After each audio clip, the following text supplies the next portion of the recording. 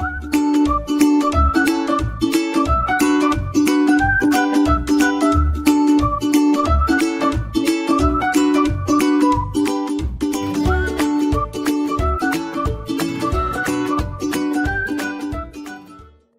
great day to all our grade 5 learners who are watching right now. My name is Teacher Far and with me is Teacher M. Teacher Far, we are here to freshen up your math learning with our brand new episodes for the second quarter. So, what are you waiting for? Welcome to HAPIsabela TELEdukasyon Mathematics 5 TV lesson. Yes, I lost 2 kilograms in 2 weeks' time. That's why I need to keep doing my Zumba session every morning. That's incredible, Teacher M. So how much do you weigh now? Right now, I weigh 57 and 2300 kilograms from 59 and 45,000 kilograms. But what amazes me is that you are really good at reading decimals, Teacher M. Thanks, Teacher Far. I'm glad that you noticed. I had a good math teacher. That is why she will be with us to also teach the grade 5 televiewers. Oh, that's exciting! It's math time! This TV lesson is anchored on the self-learning module based on the most essential learning competencies or the MELCs for quarter 2 mathematics. The module will serve as your reference for this particular episode of the HAPIsabela TELEdukasyon Math 5 lesson. In this TV lesson, we will learn how to give the place value and the value of a digit of a given decimal number through 10 thousandths and read and write decimal numbers through 10 thousandths. For today's TV lesson, we would like to introduce to you Teacher Shirley Judaya of Menzi Elementary School who will guide us in learning about decimals.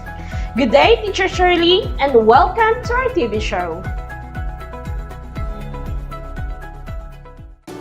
It's a marvelous day to learn mathematics. Hello, grade 5 learners. It's me, Teacher Shirley, will keep your mind sharp on our topics about decimals. Are you excited to learn with me? I'm excited as well. Let's keep in mind to make math a part of our daily lives. Kids, did you remember your lesson about the place value and value of a whole number? If you still remember them, I'm pretty sure you can answer this refresher game.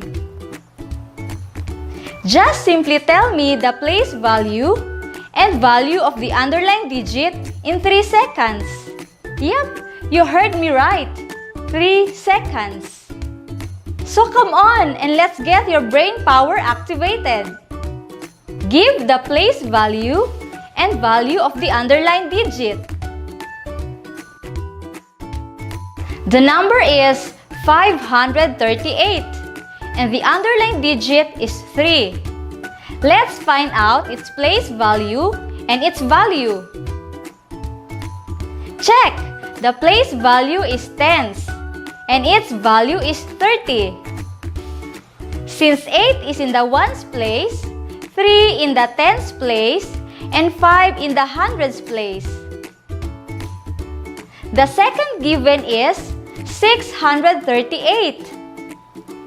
The underlying digit is 6. What is its place value and value?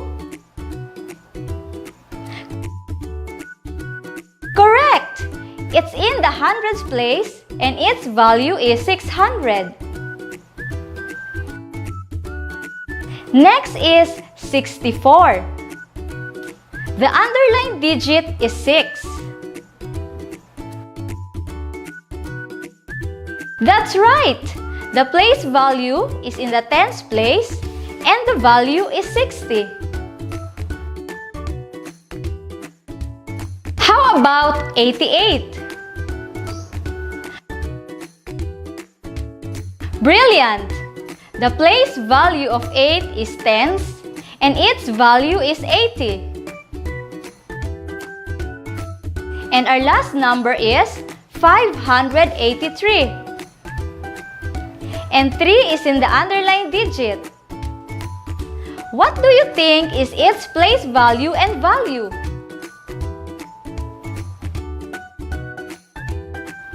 Three is in the ones place and its value is 3.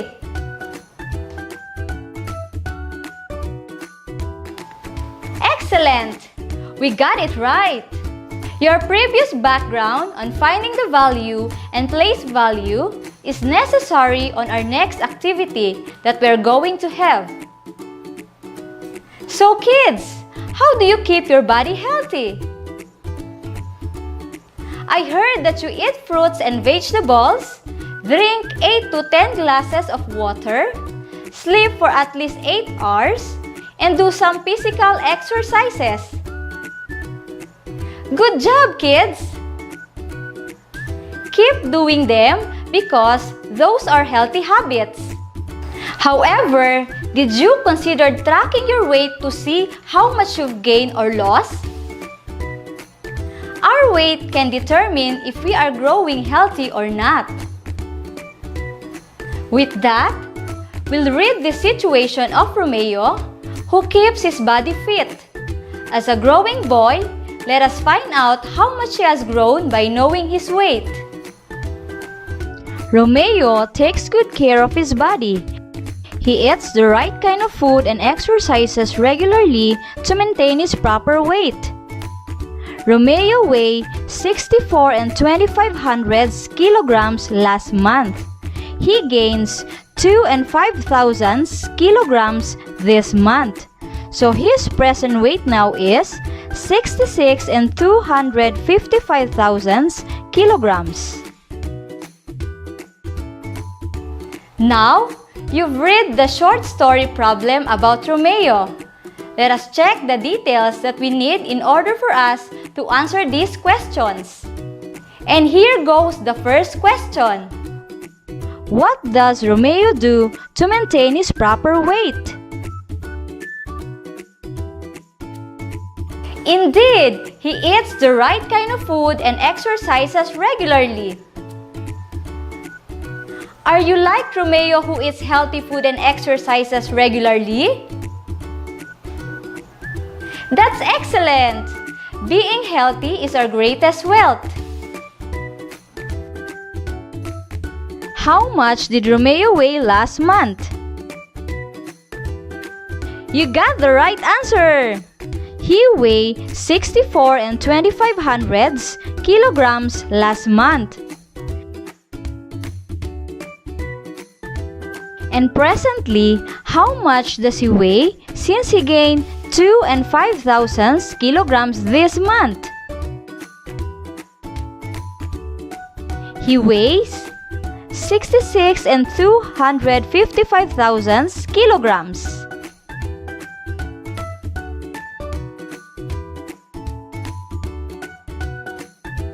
You might be wondering why I read the numbers differently from the usual way of reading them. Well, that's because of the decimals. Reading numbers with decimals differs from how we read whole numbers. How will you read when this number is presented to you? To guide us in reading numbers with decimals, let us use the place value chart. Since the number 1 appears on the tens place after the decimal, then it is read as 1/10. What about this number? When you position its digit on its assigned place value, the last digit 1 falls in the hundreds place. We read number 51 as a whole number and mention the place value of the last digit. Therefore, we read the number as 51 hundredths. Same instructions are applied when you read these numbers. Let's place them again in a place value chart. In this number, the digit 4 appears on the thousands place. So we can read this as 224 thousandths. And finally, this number. The 7 is on the 10,000s place. That is why we read this number as 5,137 10,000ths. In the example, 0 and the decimal point are not read nor written in words anymore. What about if the number has a whole number with decimals? Just like this number. This is considered as a mixed number. In a mixed number, the decimal point separates the whole number from the decimal number. Reading mixed number is easy. Just read the whole number as it is. Then, we read the decimal point as end. Finally, follow the steps in reading decimal. So when we read this number, we say 6 and 123 thousandths. Let us have more examples of these numbers taken from the story of Romeo. We read this as 64 and 25 hundredths. Let us have another one.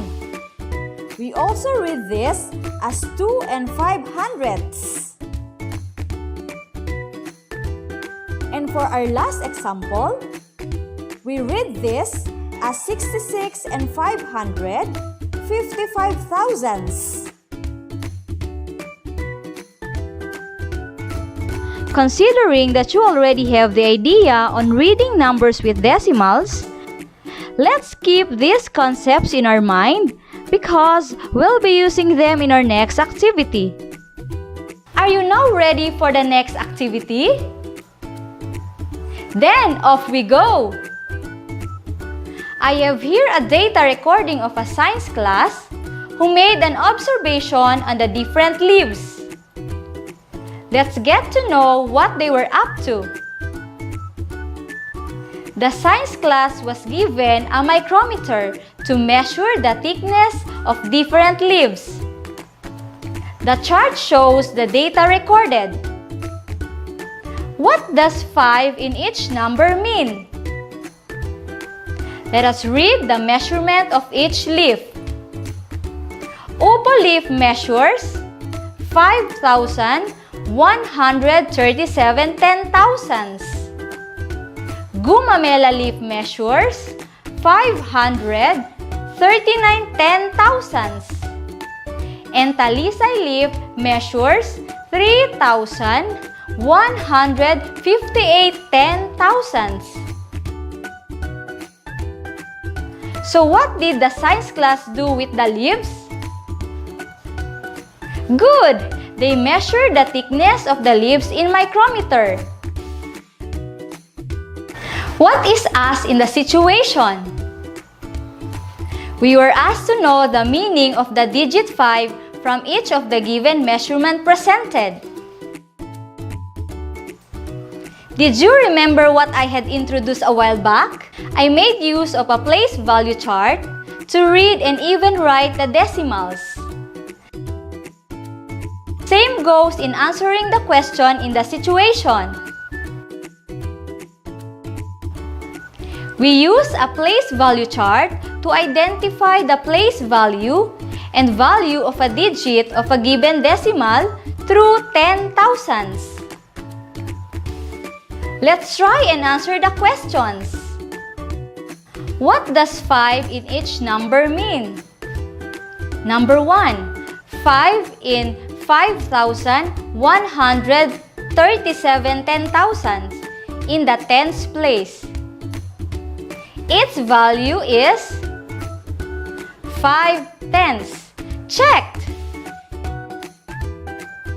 Number 2, 5 in 500 39 10,000ths is in the hundreds place. Its value is 500s. Check again. Number 3. 5 in 3,158 10,000ths is in the thousands place. Its value is 5,000. Good job! So, the digit 5 in each number occupies a different place. Decimals are just another way of writing fractions whose denominators are power of 10, and the proper way to read them is in the same as reading the corresponding fractions. We've gone too far, children, and it's quite amazing to know that you are learning while watching. At this point, I want you to take a look at these other examples. You are going to give the place value and value of the underlying digit. Can you do it? Of course you can! So first, we have the number 3,158 10,000ths. Its place value is tenths, and its value is 3 tenths. Next, we have the number 25 and 785 thousandths. Its place value is hundreds, and the value is 800s. Finally, the number is 52 and 9,341. So its place value is 10,000ths. Then the value is 1/10,000ths. Alright! Remember, kids, that the value of the tens place is 1/10 the value of the ones place. The place to the left is 10 times the place to its right. The decimal point dictates where the whole number part ends and where the decimal part begins.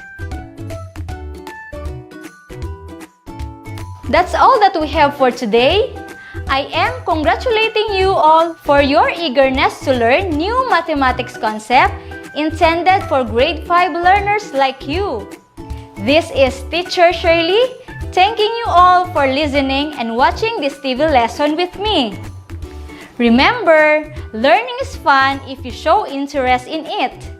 Once again, I'm Teacher Shirley saying, study well and God bless!